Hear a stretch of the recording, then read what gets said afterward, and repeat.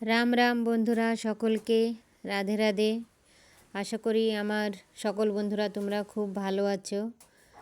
আর আমার ছোট্ট চ্যানেলে তোমাদের সবাইকে অনেক অনেক স্বাগত।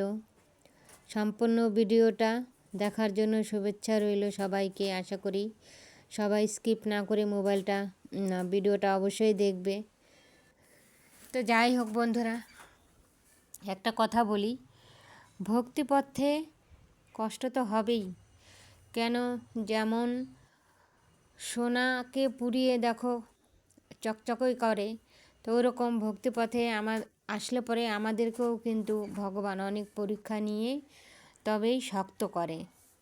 ভক্তিপথে আসলে সুখ দুঃখ নিয়েই থাকতে হবে ভক্তিপথে, এটা তো সবাই জানো, নতুন করে কিছু বলার নেই। তাই ভগবান কাকে কোন সময় কোন পরীক্ষা নেয় কেউ জানে না, কেউ বলতে পারে। স্বয়ং ভগবানও কিন্তু নিজের জন্য কিছু করতে পারে না বিধাতার উপরে।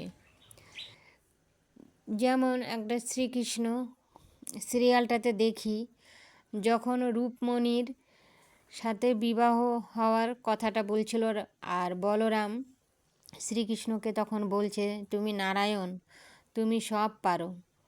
তখন শ্রীকৃষ্ণ হাতে সেই চিঠিটা বলরামের হাতে দিয়ে বলল যে দেখো, দাও।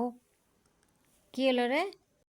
তখন চিঠিটা যখন বলরামের হাতে ধরালো, তখন শ্রীকৃষ্ণ বলল, দাও।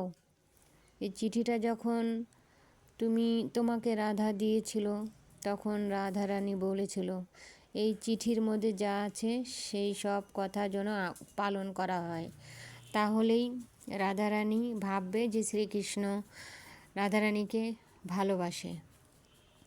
তখন বলরামও কিন্তু বলেছিল, ঠিক আছে, তোমার সব কথা পালন হবে, এর মধ্যে যা আছে কানাকে সব করতে হবে। তারপরে বলরামকে যখন নারায়ণ বলছিল যে এই কথার অমান্য আমি কি করে করি, আমার দাও, আর রাধারানী যে কথাটা দিয়েছে সেটার কথা রাখতেই আমাকে এটা করতে হবে।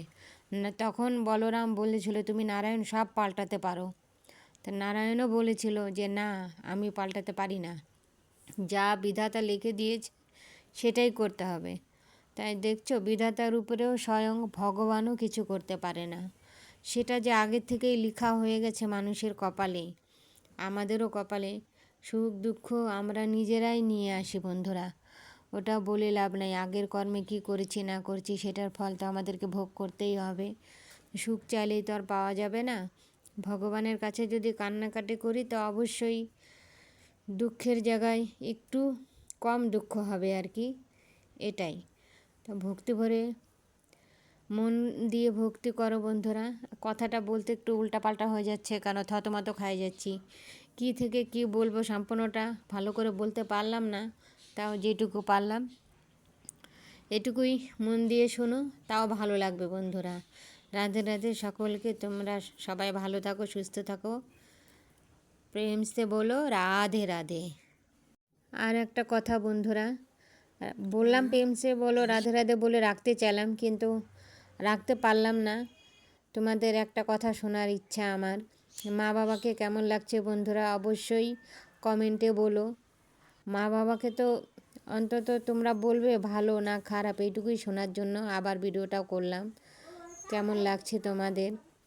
শিব পার্বতীকে, গৌরীশঙ্করকে যদি ভালো লাগে তাহলে প্লিজ পাশে থেকো। ফুলের বাহার চ্যানেলকে একটু এগিয়ে নিয়ে যেও বন্ধুরা।